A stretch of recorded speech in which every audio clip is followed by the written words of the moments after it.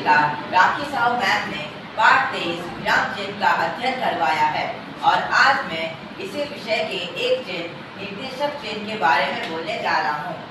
निर्देशक चिन्ह, यह चिन्ह का प्रयोग संवाद बोलने के बाद वार्तालाप वाक्य स्पष्ट करने के समय और उदाहरण देने के समय प्रयोग होता है।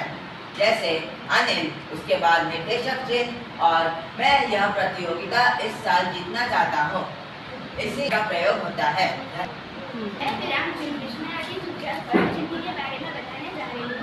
इस चिन्ह का प्रयोग किसी भी विस्मय सूचक शब्द के बाद प्रयोग किया जाता है, जैसे कि अरे, वाह इत्यादि। उदाहरण, वाह बाप रे, इतना बड़ा सांप। इधर बांटने के बाद विस्मयादि सूचक चिन्ह का प्रयोग किया गया है। मैं विराम चिन्ह के लागत चिन्ह के बारे में कहना चाहती हूँ। इस चिन्ह में संपूर्ण शब्द ना लिखकर मात्र उसका संक्षिप्त रूप लिखने से इसका प्रयोग किया जाता है और इसे लागत चिन्ह कहते हैं। उदाहरण, कहीं बीए डॉक्टर, कहीं बीए के बाद लागत चिन्ह का प्रयोग किया जाता है। स्टार्ट। मैं विराम चिन्ह लाघव चिन्ह के बारे में बोलने जा रहा हूँ।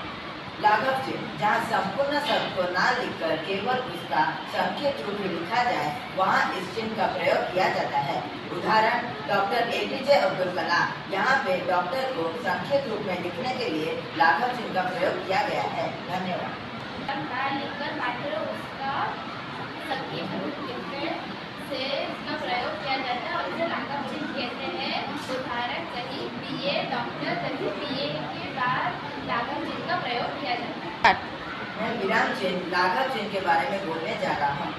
लाघव चिन्ह, जहाँ संपूर्ण शब्द को ना लिखकर केवल उसका संक्षिप्त रूप लिखा जाए, वहाँ इस चिन्ह का प्रयोग किया जाता है। उदाहरण, डॉक्टर APJ अब्दुल कलाम, यहाँ पे डॉक्टर को संक्षिप्त रूप में लिखने के लिए लाघव चिन्ह का प्रयोग किया गया है। धन्यवाद। पूर्ण विराम के बारे में बताने जा रही हूँ। जैसे पूर्ण विराम चिन्ह का प्रयोग, विराम चिन्ह में हम लोग पूर्ण विराम का प्रयोग कब करते हैं? जब हमारा वाक्य समाप्त होता है तब हम पूर्ण विराम का प्रयोग करते हैं। जैसे मेरा नाम आराध्या है। मैं विराम चिन्ह के अर्ध विराम के बारे में बोलने जा रही हूँ। जिस विराम चिन्ह का प्रयोग पूर्ण विराम से कम और अर्ध विराम से अधिक समय तक रुकने के लिए प्रयोग किया जाता है, उसे हम अर्ध विराम कहते हैं। जैसे कि सत्य की हमेशा जीत होती है।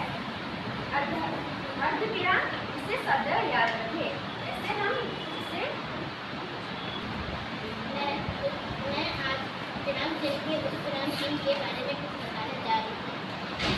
इस विराम चिन्ह का प्रयोग ऐसे स्थान पर होता है जहाँ कुछ पद अपने लिखे पूर्व शब्द के स्वरूप का स्पष्टता करते हैं। जैसे जीवन उपविराम एक वरदान है। धन्यवाद। मैं पूर्ण विराम के एक चिन्ह के बारे में बताने जा रहा हूँ। जो चिन्ह है विराम चिन्ह के एक चिन्ह के बारे में बताना चाह रहा हूँ, जो है पूर्ण विराम। तो मैं शुरू करता हूँ। पूर्ण विराम, ये इस चिन्ह का प्रयोग कहाँ किया जाता है? जब वाक्य का समाप्त होने के लिए इस्तेमाल किया जाता है। उदाहरण, मेरा नाम तनुषा, मैं कक्षा 7 का छात्रा हूँ। इस विराम चिन्ह का प्रयोग वहाँ होता है जहाँ वाक्यांशों के विषय में निर्देश या सूचना देना हो। जैसे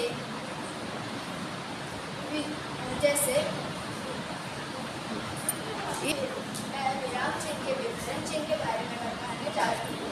इस विराम चिन्ह का प्रयोग वहाँ होता है जहाँ वाक्यांशों के बीच में सूचना या निर्देश देना हो। जैसे विस्मय बोधक के 4 भेद होते हैं। इस विराम चिन्ह का प्रयोग वहाँ होता है जहाँ वाक्यांशों के विषय में सूचना या निर्देश देना हो। जैसे विशेषण के 4 भेद होते हैं: गुणवाचक, संख्यावाचक, परिमाणवाचक, संकेतवाचक। इसमें जैसे चिन्ह के अल्पविराम चिन्ह के बारे में बताने जा रहा हूँ। उदाहरण, जिस चिन्ह का प्रयोग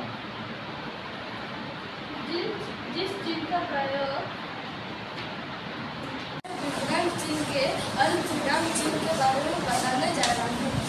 इस चिन्ह का प्रयोग वाक्य में थोड़ा रुकने के लिए किया जाता है।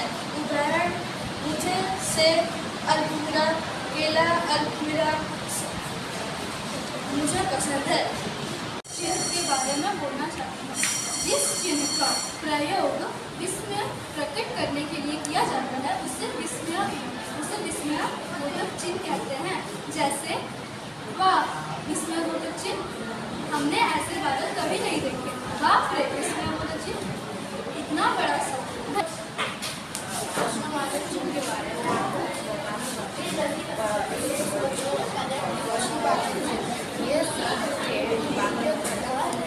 अंत में जैसे कि मेरी